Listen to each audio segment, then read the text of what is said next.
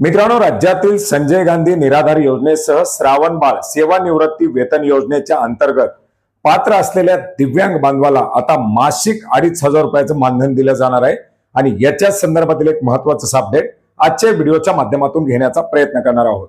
नमस्कार मित्रांनो, मी प्रभाकर, आपण पाहत आहात आपले माहिती केंद्र। चॅनलवरती नवीन असाल तर सबस्क्राइब करायला विसरू नका, जेणेकरून असेच नवनवीन अपडेट सर्वात प्रथम आपल्यापर्यंत पोहोचतील।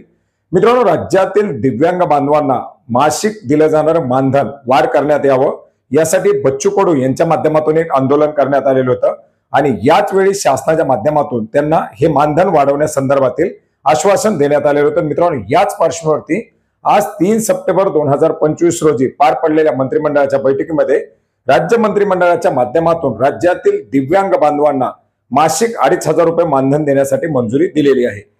याच्यामध्ये संजय गांधी निराधार योजनेच्या अंतर्गत पात्र असलेल्या जवळजवळ 4.5 लाख लाभार्थ्यांना, तर श्रावणबाळ सेवानिवृत्ती वेतन योजनेच्या अंतर्गत पात्र असलेल्या 24,000 पेक्षा जास्त लाभार्थ्यांना आता या संजय गांधी निराधार योजना याचबरोबर श्रावणबाळ सेवानिवृत्ती राज्य वेतन योजना या दोन्ही योजनेच्या अंतर्गत मासिक 2,500 रुपयाचं मानधन दिलं जाणार आहे।